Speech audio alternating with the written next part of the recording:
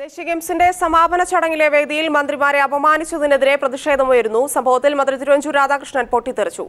കിട്ടുന്ന കസേരയിലിരുന്ന് ഡംബ് കാണിക്കാൻ തന്നെ കിട്ടില്ലെന്ന് മന്ത്രി തിരുവഞ്ചൂർ വ്യക്തമാക്കി. ഇതിനിടെ ഐ ഗ്രൂപ്പ് മന്ത്രിമാരും പ്രതിഷേധവുമായി രംഗത്തെത്തി. ദേശീയ ഗെയിംസിന്റെ ഉദ്ഘാടന ചടങ്ങ് ലാലിസുമായി ബന്ധപ്പെട്ടാണ് വിവാദമായതെങ്കിൽ സമാപന ചടങ്ങിൽ സീറ്റുമായി ബന്ധപ്പെട്ടാണ് വിവാദം ആരംഭിച്ചത്.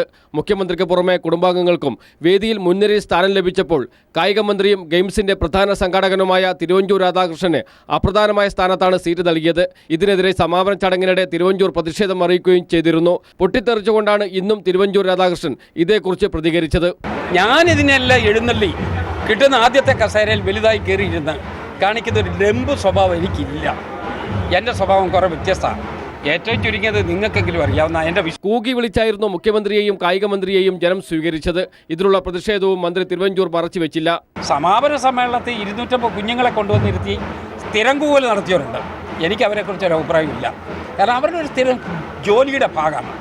അവർ ആ തൊഴിലങ്ങ് ചെയ്തു പോകുന്നു, അത്രേ ഉള്ളൂ. മന്ത്രിമാരായ AP അനിൽകുമാറിനും VS ശിവകുമാറിനും മുൻനിരയിൽ സംഘാടക സമിതി സീറ്റ് നൽകിയിരുന്നില്ല.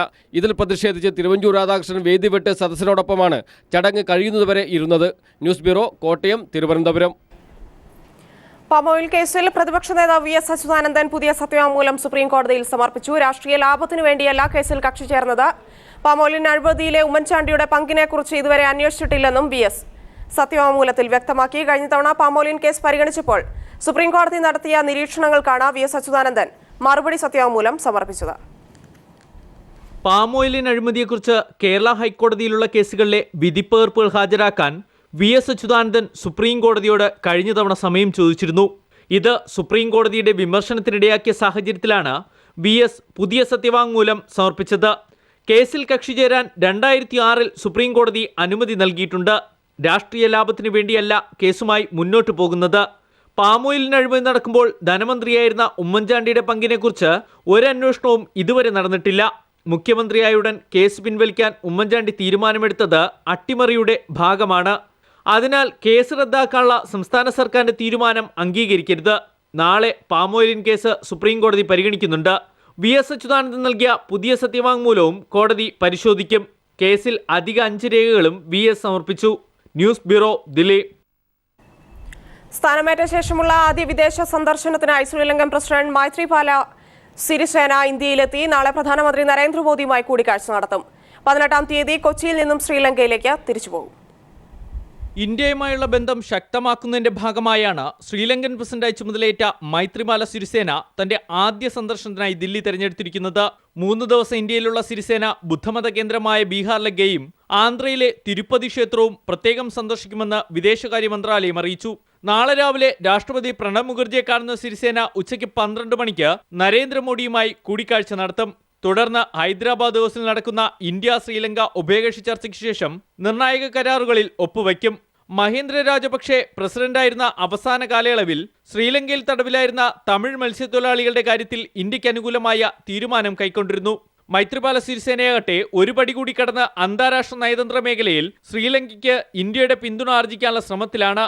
ശ്രീലങ്കയുമായി അടുക്കാനുള്ള ചൈനയുടെ ശ്രമങ്ങൾക്കിടയിൽ സിരിസേനയുമായി അടുത്ത ബന്ധം സൂക്ഷിക്കാൻ ഇന്ത്യയും ആഗ്രഹിക്കുന്നുണ്ട്. ഇരു രാഷ്ട്രങ്ങളും തമ്മിൽ അത്തരത്തിലുള്ള ബന്ധം ഊട്ടിയുറപ്പിക്കുമോ എന്നതാണ് പ്രധാനം. തിരുപ്പതി സന്ദർശനത്തിന് ശേഷം 18-ാം തീയതി കൊച്ചിയിൽ നിന്നും സിരിസേന മടങ്ങും. News bureau, Delhi. തന്റെ ജീവന് ഭീഷണിയുണ്ടെന്ന് ബാർക്കോഴ പാറ്റൂർ ഭൂമി ഇടപാട് എന്നിവയുടെ അന്വേഷണ സംഘ തലവനായ ADGP ജേക്കബ് തോമസ്. ഏത് നിമിഷവും തനിക്കെതിരെ ആക്രമണം ഉണ്ടായേക്കാമെന്നും അദ്ദേഹം പറയുന്നു. തന്നെ സ്ഥാനത്ത് നിന്ന് മാറ്റാൻ ശ്രമം നടക്കുന്നതായും ജേക്കബ് തോമസ് പറഞ്ഞു. ബാർക്കോഴ പാറ്റൂർ ഭൂമി കുംഭകോണ കേസുകളിലെ അന്വേഷണ ഉദ്യോഗസ്ഥനായ ADGP ഡോക്ടർ ജേക്കബ് തോമസാണ് താൻ ഏത് നിമിഷവും ആക്രമിക്കപ്പെട്ടേക്കാമെന്ന് വെളിപ്പെടുത്തിയത്. ഒരു മലയാള ദിനപത്രത്തിലെ വാരാന്ത്യ സപ്ലിമെന്റിന് അനുവദിച്ച അഭിമുഖത്തിലാണ് വിജിലൻസ് ADGP ഞെട്ടിക്കുന്ന ഈ വെളിപ്പെടുത്തൽ നടത്തിയത്. ഏതു നിമിഷവും താൻ ഈ കസേരയിൽ നിന്ന് മാറ്റപ്പെട്ടേക്കാമെന്നും അത്രമേൽ ശക്തരാണ് തന്നെ ലക്ഷ്യം വെക്കുന്നവരെന്നും എന്നാൽ അഴിമതിയെയും അഴിമതിക്കാരെയും വെറുക്കുന്ന ജനസാമാന്യത്തിനിടയിൽ താൻ അങ്ങേയറ്റം സുരക്ഷിതനാണെന്നും ഡോക്ടർ ജേക്കബ് തോമസ് അഭിമുഖത്തിൽ പറയുന്നു. ഈ നാടിൻ്റെ യഥാർത്ഥ ഉടമസ്ഥരായ ജനങ്ങളെ ഭയന്നും ബഹുമാനിച്ചുമാണ് താൻ ജീവിക്കുന്നത്. പൊതുജന നന്മ ചെയ്യാൻ വേണ്ടിയാണ് താൻ ഇന്ത്യൻ പോലീസ് സർവീസിൽ ചേർന്നത്. തൻ്റെ ഈ ലക്ഷ്യങ്ങൾ പാലിക്കുന്നതിന് ഇന്ന കസേര വേണമെന്ന് ഒരു നിർബന്ധവുമില്ല എന്നും അദ്ദേഹം പറയുന്നു. അധികാര സ്ഥാനത്തോട് ഒട്ടി നിന്നാൽ നമുക്കവരുടെ ഗുഡ് ബുക്കിൽ കയറിപ്പറ്റാം, പണവും കുമിഞ്ഞുകൂടും. എന്നാൽ മനസാക്ഷി ഉണ്ടാവാൻ പാടില്ല, അഥവാ ഉണ്ടെങ്കിൽ അതിന് ഇലാസ്ഥിതിക ഉണ്ടാവണമെന്നും വിജിലൻസ് ADGP ജേക്കബ് തോമസ് അഭിമുഖത്തിൽ പറയുന്നു. സംസ്ഥാന സർക്കാരിലെ ഉന്നതർ പ്രതിക്കൂട്ടിലായ 2 പ്രധാന കേസുകളുടെ തലവനായ ജേക്കബ് തോമസിന്റെ ഈ വെളിപ്പെടുത്തൽ വരും ദിവസങ്ങളിൽ കൂടുതൽ ചർച്ചയാവുമെന്ന് ഉറപ്പാണ്. News desk. കേരളത്തിന്റെ വികസനത്തെ സംബന്ധിച്ച സമഗ്രമായ ചർച്ചകൾക്ക് തുടക്കമിട്ട് കൈരളി അറേബ്യയുടെ ഉദ്ഘാടനത്തോടനുബന്ധിച്ച് നടന്ന സെമിനാർ സമാപിച്ചു. ഇടത് വലത് രാഷ്ട്രീയ വ്യത്യാസമില്ലാതെ വികസനത്തിന് വേണ്ടി ഒന്നിക്കണമെന്ന സന്ദേശവും സെമിനാർ ഉയർത്തി. കേരളത്തിന്റെ വികസനത്തിന് കൃത്യമായ ആസൂത്രണം വേണമെന്നും നേട്ടങ്ങൾ നിലനിർത്തി ദൗർബല്യങ്ങൾ പരിഹരിച്ചു വേണം മുന്നോട്ടു പോകാനെന്നും സെമിനാറിൽ മുഖ്യപ്രഭാഷണം നടത്തിയ CPM സംസ്ഥാന സെക്രട്ടറി പിണറായി വിജയൻ പറഞ്ഞു. വികസനത്തെക്കുറിച്ചുള്ള കൃത്യമായ കാഴ്ചപ്പാടാണ് പിണറായി വിജയൻ മുന്നോട്ട് വെച്ചത്. അപ്പോൾ നേട്ടങ്ങൾ നിലനിർത്തി ദൗർബല്യങ്ങൾ പരിഹരിക്കാനുള്ള കാഴ്ചപ്പാടോടെ ഇടപെടാൻ കഴിയണം എന്നതാണ് കേരളത്തിന് ഇന്ന് ആവശ്യമായിട്ടുള്ളത്. അതിന് വേണ്ടത്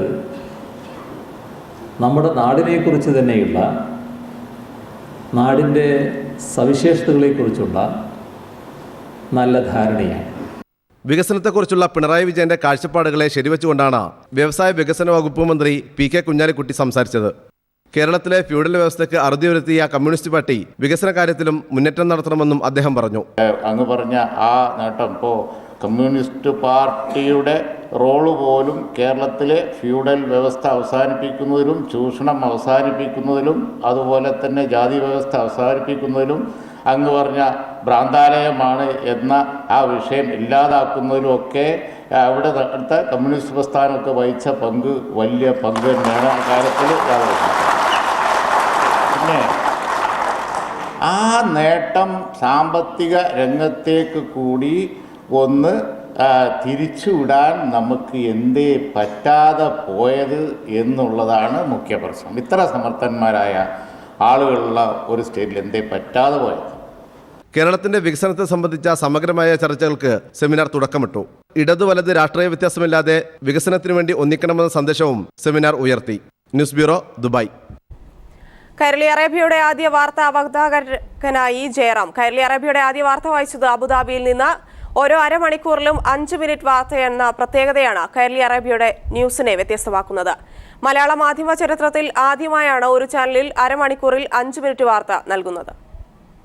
പ്രവാസി മലയാളികൾക്കായുള്ള കൈരളി അറേബ്യയിലെ ആദ്യ വാർത്ത വായിച്ചത് നടൻ ജയറാം.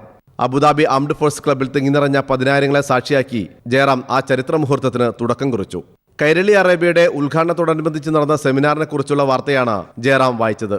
കൈരളി അറേബ്യയുടെ പിറവിയോടനുബന്ധിച്ച് അബുദാബിയിൽ കൈരളി 2020 സെമിനാർ അരങ്ങേറി. കേരള വികസനത്തെക്കുറിച്ചുള്ള ഈ സംവാദത്തിൽ കേരള ആഭ്യന്തരമന്ത്രി രമേശ് ചെന്നിത്തല, വ്യവസായ മന്ത്രി PK കുഞ്ഞാലിക്കുട്ടി, CPIM സംസ്ഥാന സെക്രട്ടറി പിണറായി വിജയൻ എന്നിവരോടൊപ്പം UAE-യിലെ വാണിജ്യ വ്യാപാര രംഗത്തെ പ്രമുഖരും അണിനിരന്നു. കൈരളി TV ചെയർമാൻ മമ്മൂട്ടിയും മാനേജിംഗ് ഡയറക്ടർ ജോൺ ബ്രിട്ടാസും ഈ സംവാദത്തിൽ സന്നിഹിതരായിരുന്നു. കൈരളി അറേബ്യയിൽ ഓരോ അരമണിക്കൂർ ഇടവിട്ടും പ്രധാന വാർത്തകൾ സംപ്രേഷണം ചെയ്യുന്നുണ്ട്. തിരുവനന്തപുരത്തെ പ്രധാന സ്റ്റുഡിയോയിൽ നിന്നാണ് 5 മിനിറ്റ് നീളുന്ന ഈ വാർത്തയുടെ സംപ്രേഷണം. News desk, Kairali Arabia. സർക്കാരിന്റെ മദ്യനയത്തിനെതിരെ മാർത്തോമാ സഭ. നിയമം മൂലം മദ്യനിരോധനം അപ്രായോഗികമെന്ന് മാർത്തോമാ സഭ പരമാധ്യക്ഷൻ ഡോക്ടർ ജോസഫ് മാർത്തോമ. ആത്മനിയന്ത്രണം കൊണ്ടുള്ള മദ്യവർജനമാണ് സമൂഹത്തിന് ആവശ്യമെന്ന് മാരാമൺ കൺവെൻഷനിൽ പങ്കെടുത്തുകൊണ്ട് അദ്ദേഹം പറഞ്ഞു. സംസ്കാരത്തെ, ജനതയെ നശിപ്പിക്കുന്നതായുള്ള ഈ പ്രവർത്തനത്തിന് ഒരു വിരാമമുണ്ടാകേണ്ടത് നമ്മുടെ ആവശ്യമല്ലേ? അത് സർക്കാരിന്റെ നിയമം കൊണ്ടോ സാധ്യമാവുമെന്ന് ഞാൻ വിശ്വസിക്കുന്നത്.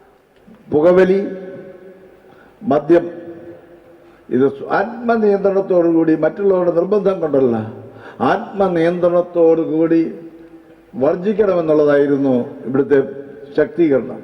വ്യക്തിയെ, സമൂഹത്തിന്റെ ആദരവ്. സമാപന സമ്മേളനത്തിൽ ഞങ്ങൾക്ക് ഒരുമിച്ച് കൂടി വരുവാൻ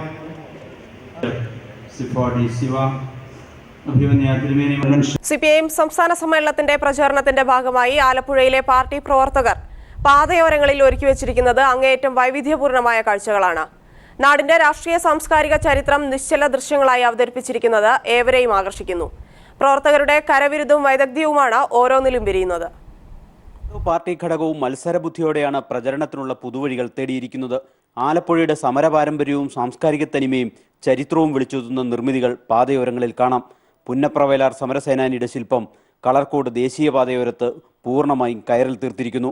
പി കൃഷ്ണപിള്ളിയുടെ സ്മൃതി കുടീര മാതൃക, PK ചന്ദ്രാനന്ദന്റെ ചിത്രം പതിച്ച കെട്ടുവള്ളങ്ങളുടെ മാതൃക, ചുണ്ടനും ചുരുളനും ഒപ്പം സാംസ്കാരിക തനിമയുടെ നിറച്ചാർത്തൊരുക്കാൻ പാതയോരങ്ങളിൽ പടയണിക്കോലവും തെയ്യക്കോലവും.